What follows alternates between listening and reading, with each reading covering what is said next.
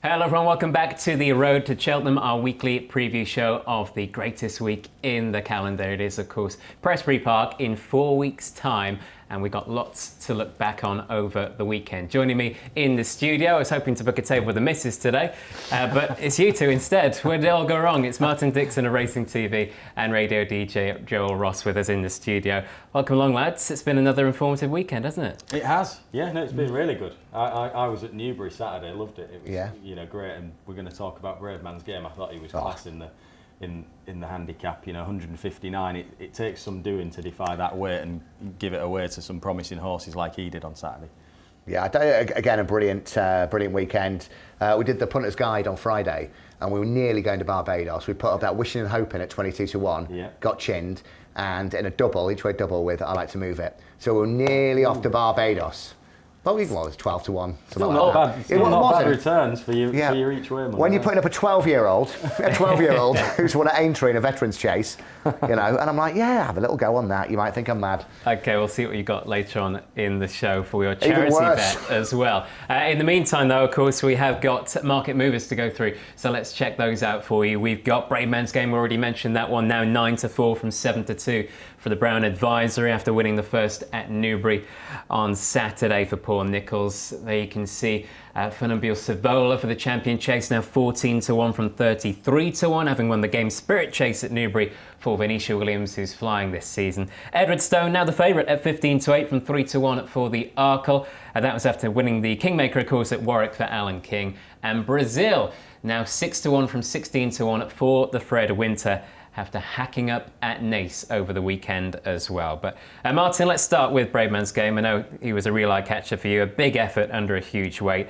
trying to emulate Denman again. They keep taking the same route, don't they? Yeah, they do. He's a different type of horse. He's got a lot more pace. He's quite an enthusiastic horse. Bravemansgame, he wouldn't be quite such a strong stayer, I don't think, which, with that in mind, I don't think he'd want the ground to come up too testing at Cheltenham in a few weeks' time. But look, his jumping is exceptional for a novice chaser. Not many jump like he does. He's a real professional. He's not had an easy season. They took him to Newton Abbott, taking on good horses, experienced horses.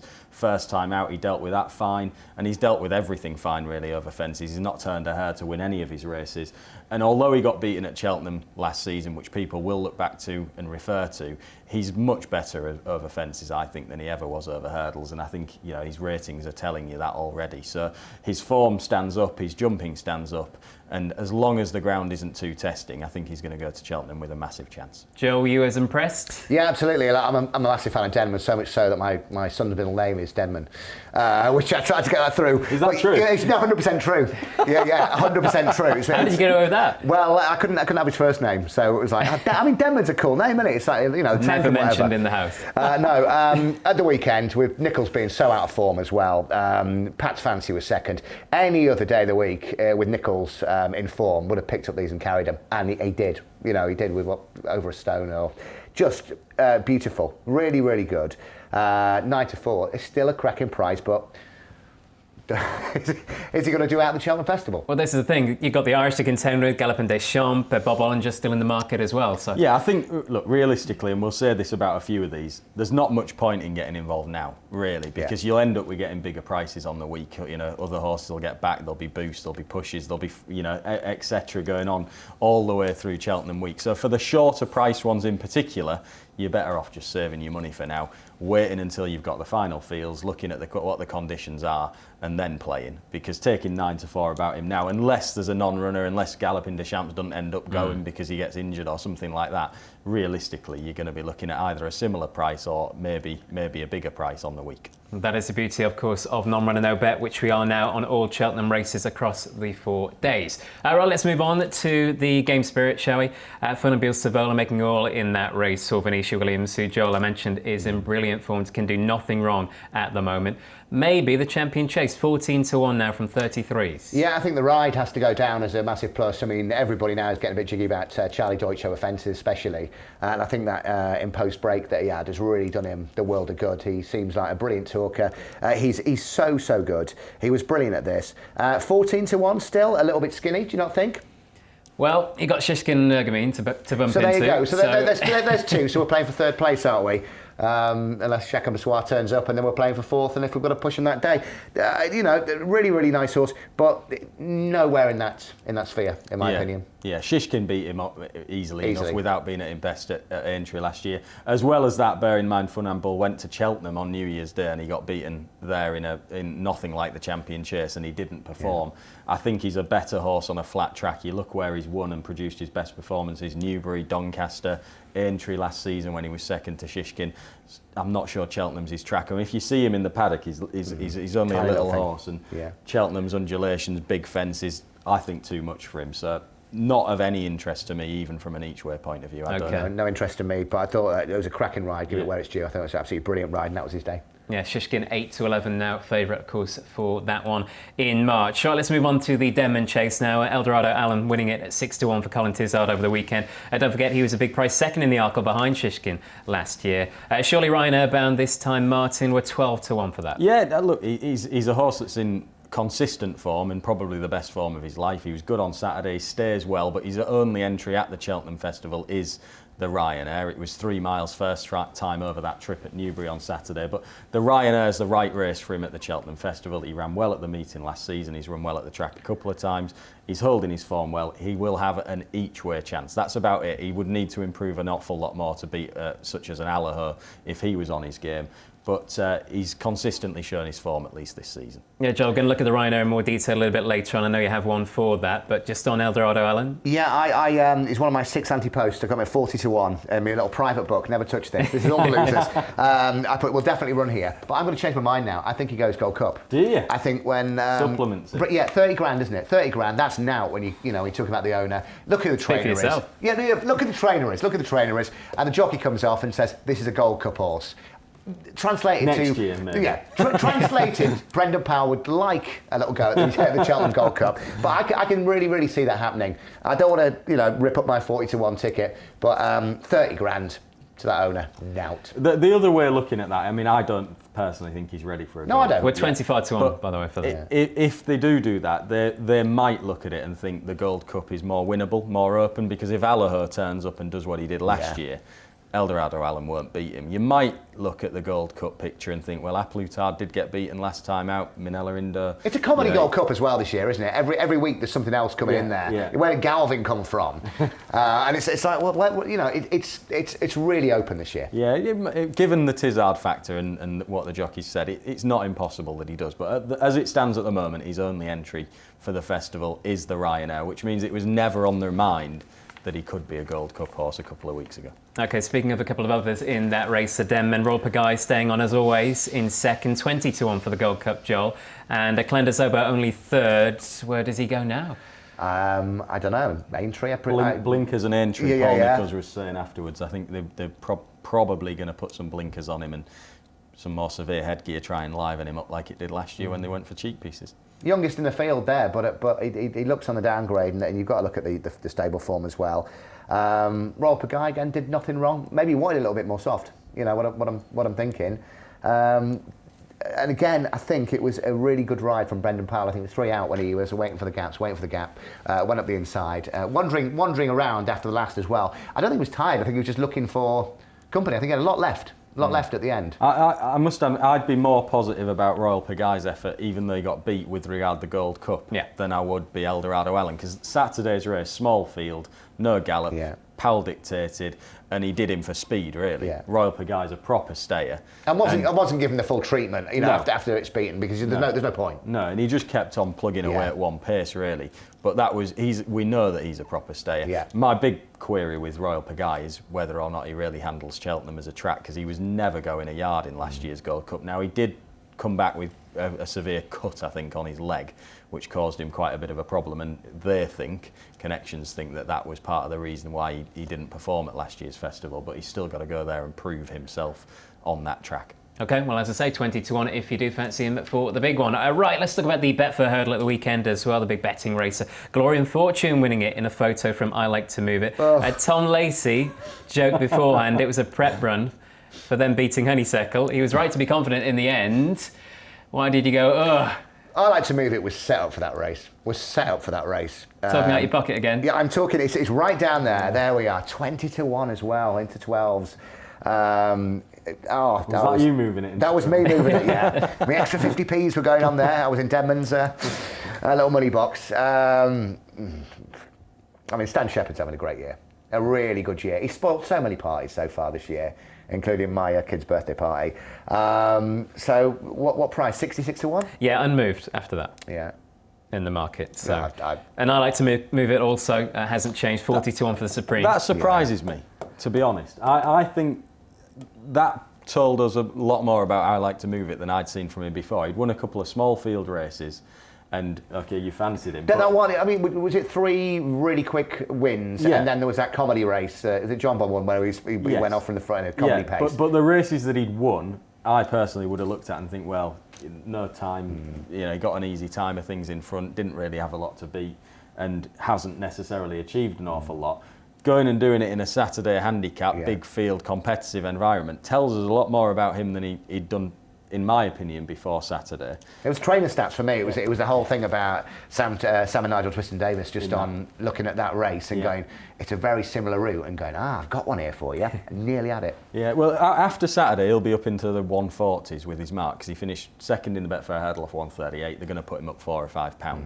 If he can run to 142, 143 in a Supreme, he's probably not going to win it, but he would have an each-way chance, and certainly a chance of hitting the frame. And 40 seems bigger than he should be, to me. A horse that's won there a couple of times already this season as well, so we know that Cheltenham's no problem. Okay, let's move away from Newbury then and have a look back at Warwick as well. The big race, of course, was the Kingmaker, and for me, the performance of the weekend came from the winner, Edwardstone, now the favourite for the Arkle at 15 to 8.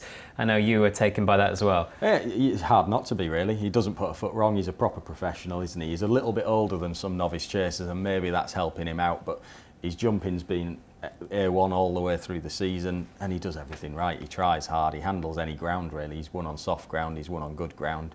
And for a horse that's running over 2 miles, he does stay really well, and he sees out his 2 mile races really well, which is what you need, I think, for an Arkle. Lots of horses in the Arkle. It often is a really strongly run race. You get a couple of horses going hell for leather out in front, making it a proper test. And the fact that Edwardstone sees his races out so strongly is a big positive. You wouldn't have any queries about his jumping. He's just a proper professional, isn't he? And he's obviously very, very good as well. Yeah, Joe, it was a good performance, wasn't it? Because third time lucky at one stage, was jumping brilliantly, travelling, and then under pressure when Edwardstone really put it up to him, just faltered a little bit. We did, to say, the punters guide on Friday. We looked at it. We've got Edwardstone at 8 before Fernie Hollow was taken out, which is nice. I think there is, people were saying it's a 2-horse race, and I put my on the block at the weekend, and there isn't. It was a 1-horse race all day long. Third time lucky, lovely horse, but Edwardstone I think is class, and to come back after being brought down as well, kind of not the confidence, just gets better and better and better. True champion. And third time lucky, another one maybe to swerve for Cheltenham and go to Aintree? Could do, yeah, he could do. The Grand Annual's another option, isn't it? But I mean, essentially, we just seem to know how good he is now, don't we? He won a couple of races in the autumn. He's a good horse, yeah. He's good, but Edwardstone's a lot better horse. Yeah, and Blue Lord's a lot better horse. Yeah, I wouldn't say that you would be disappointed by third time lucky on Saturday. I think it just told us how good he is. Yeah. And he was a handicapper over hurdles. Maybe he's just going to be a high quality handicapper over fences as well, rather than anything better. Okay, word on Punchestown yesterday as well, because Ciel De Niege was very impressive for Willie Mullins. And now 3 from 3 over fences, 16 to 1 for the Arkle from 33, so halved in price. Yeah, I mean, he's been good. He's better over fences than he was hurdles. I would say he's been to Cheltenham a couple of times before, the last couple of festivals, ran in the county hurdle, and he's finished down the field. But he is doing much better over fences. The race could cut up. It could end up being a smaller field than you think. And he probably will go there. He could end up in one of the handicaps potentially. That would be the only moot point. But you're getting non-runner no bet anyway. I think 16's about him. It's one of the more appealing prices that we're going to be talking about. As I say, I'd rather be taking the bigger prices at this stage, because some of those races will end up smaller fields than you think, and you could end up being on a really good value bet with Ciel De Niege, maybe like a 10 to 1 shot for a 7-runner Arkle, and you're getting 3 places each way anti-post at 16. So, that does make a little bit of appeal. He stays really well, 2.5 miles. He doesn't mind whichever way the ground turns up either. If it ends up being really testing, that's fine for him, and he does handle good ground. He'd have plenty to find with such as Edwardstone, but as I say, from an anti-post perspective, in a race that could cut up into a smaller field than you think, that isn't without a little bit of interest for me. But Joel, you're pretty happy with the 8-1, aren't you? Yeah, I'm very much happy with the 8-1. Yeah, I'm very much happy with that. You know what's going to happen now. I also put Blue Lord up, so we've got the first two in the market now. So, 11-4 now, Blue Lord. Okay, the rest of the weekend then, let's have a look back at Nace as well, because Journey with Me was an easy winner. Was sent up at 4-11 though in that race for Henry de Bromhead. It's hard to know really how good he is, isn't it, Martin? Because he's now 92 for the Ballymore behind the likes of Gerhard, Dice at Dynamo, Constitution Hill, but again, it wasn't something we learned too much from. No, we didn't, but you mentioned all of those names. I think Sir Gerhard will end up going for the Ballymore, but we don't know yet. Dysart, Dynamo, Constitution Hill probably going to run in the Supreme. So it might, again, it's another race that might end up cutting up a little bit. 9-2 doesn't offer you a massive amount of value, I'll be honest. But he's looked good in everything that he's done so far. He's just obviously not got that proven ability that those other names. But obviously at 1 or 2, and he pecked on 1 as well. But one of the little anti-posts that I had was Walking on Air, the one for Nicky Henderson. And Doreen Table. Yeah. 13 lengths at Newbury last month. I'm not sure what price he is now. We had a look at 33s before. I'm sure he'll be a lot shorter now. But that was just like who's going to run where. Sounds like I want to be buying your anti-purse book. I mean, there are some shockers in here. I've got, can we prove, like Countdown, that you've done your workings out? Look, this is my one here. I will show you it all later on. And it's all my little secrets in here. Monkfish, do you want to buy that ticket? Famous last words. Right, okay. Brazil as well, we should mention Brazil now 6-1 from 16-1. We did at the top of the show for the Fred Winter after a win at Nace by 13 lengths. And he's got an ideal profile for the race, to be honest. You know, he stays really well. You need to stay really well, Fred Winter. Again, it's another race. You get a big field. They go off a lot quicker than most of these juveniles have ever been in their life before in a hurdle race, and you've got to see out the trip thoroughly. That's something that Brazil does, and he's got better. He's got quite a lot of experience now as well. They ran him a few times, just gradually learning on the job a little bit, and he keeps on improving. So he's going to be a strong, one of the favourites, and a strong favourite, I would say, on come the week. Can I ask what happened to the fourth in that race? Is it Feigh? Spelled Feigh? Yeah. It just sort of stopped. I don't know. It was like, but the vet said afterwards there was nothing wrong. Usually wind or something, isn't it? Their breathing goes on. Yeah, but the vet said there's nothing wrong, and I was like looking at it going, well, when they say stop as if shot, it was like it really did. Yeah. It does happen sometimes. You probably wouldn't want that running. They're not machines. I tell you, they're not machines. Okay, and every week, of course, we have a race in focus as well. It is the Ryanair Chase. We've already mentioned it somewhat, and it's all about Allaho, isn't it? Now 10-11 favourite, because if you look at those around, Energumene, Equilitar, Conflated, you just don't know who's going to turn up in this contest. So what are the dangers, if any? Probably not those horses. Allaho, we know all the positives. If he's in the same form he was last year when he completely dominated the race. I mean, there were very good horses that just could not live with his gallop and jumping last season at last season's festival. White flags were going, weren't they? If everything was pulled up, it was like, nah, another day for us. But if he does that again, he will win again. There isn't anything that can live with him over that trip if he's in that form. St Calvados is the obvious one for me. He will go for the race. He was beaten ahead in the race 2 years ago. He's now with Paul Nicholls, ran an eye-catching race in the King George when we all know that he went too soon for home, but he shaped like he was in top form. And like I say, he was only beaten ahead in the race a couple of years ago. So he's the obvious one for me from an each-way perspective, because you mentioned those other names that are unlikely to go for the race. And actually, I think he probably will shorten up a bit. Well, there is a name that we haven't mentioned that Joel is about to mention, because every week we have a charity bet from Joel and also our regular pundit, Matt Humes. We'll get to Matt in a second, but seeing as we're talking about the Ryanair, you look like you're regretting this already. I'm actually really embarrassed. I fluked a nice price at the weekend for one horse that got beaten ahead. Right, and this every year. I mean, I'm in love with this horse, Melon. Now everybody laughs at me. Everybody laughs at me. But the festival form is something like, all right, pulled up 2-2-2, 3-2, whatever trip. That race in Ireland as well, where it came third at 50s. We're on there. Everyone's got a horse that they really, really like, and it constantly runs half decent. I think, what is it, 1 from 11 over fences? Yeah. I mean, that to me is stunning form. But at these sort of prices, when you're having a look, I heard on the radio this morning that this is Melon's target now.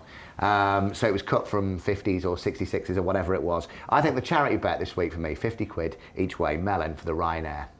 And you can eat your words and your melon on that day. Martin, I mean, you forgot to mention Melon. Yeah, I did forget about Mellon. Yeah, I mean, he's run some good festival races before, hasn't he? But stop patronising me. Right. What about Chatham Street Lad as well? I think he's had his chances. Yeah. Chatham Street Lad, yeah, he's. Oh yeah, I mean, he could run into fifth. Yeah, it was a toss-up between those two, but I love me Mellons. Okay, St Calvados for me each way. I think I actually think he will shorten up. I think he'll end up. I think he'll end up being second. I think he'll end up being second, Fav. Okay, well that is Joel's offering this week. But what about Matt Humes? He's also picking up another weekly anti-post bet. Let's see what he's got this time.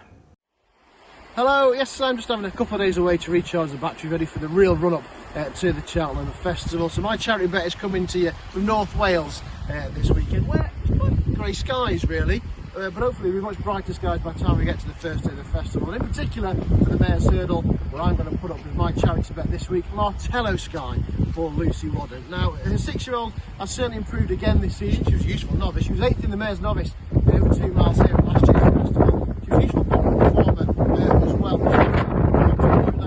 This season by winning at Market Raisin, then finishing 4th at Aintree behind If the Cap Fits and Brewed Up the Storm. Decent form really for the level. Then she came here to Cheltenham, 2.5 miles in December, and won really nicely. She's tenacious, she's got a willing attitude, and that was seen to good effect again when winning a nice prize at Sandown in heavy ground that she would have hated, but it shows how much she has improved. She has got a willing attitude. We know she acts on the track, we know she stays well, and I think she's got a big chance of upsetting the Irish Stranglehold on the Mayor's Hurdle. So for this week's charity bet, £50 each way, Martello Sky at 12-1 in the Mayor's Hurdle. Thanks, Matt. He could have said that in 4 seconds. Did anyone get that? He's auditioned for the One Show. Yeah, that's how Matt likes to spend his Valentine's Day, by the way. He's by himself as well. Yeah, exactly. So, Martello Sky is the one for Matt at 12-1 for the Mayor's. Right, before we wrap up, because we're running out of time, Martin, I know customers, followers of the show will know that you put up at St Pagaille a nice anti-post sort of pre-season one to follow. Yeah, no, he's done well. Already ran up a hat-trick.